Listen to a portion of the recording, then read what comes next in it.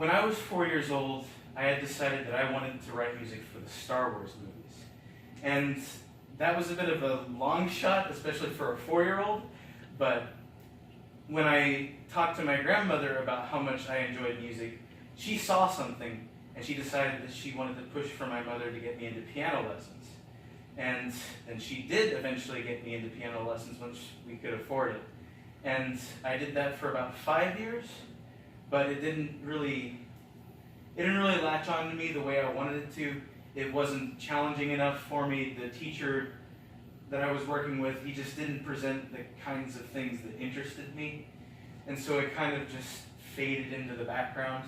But then when I got to middle school, I started with the band playing the xylophone, which was very similar to the piano, but just with mallets.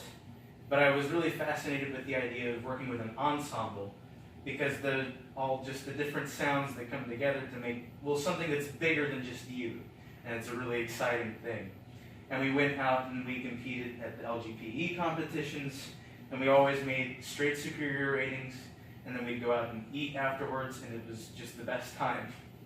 And then in high school, it got even better, because I started in marching band.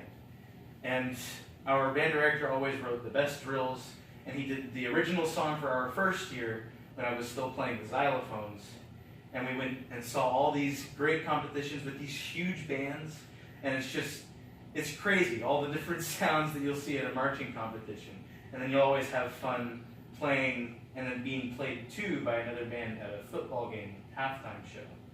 And then the choral director there at Bremen, she got me to start singing, because she recognized something, I guess, but she said, we want you to do musical theater with us. We want you to put you on the stage, and we want you to be Mal Beinecke for this musical that we're doing this year, The Addams Family.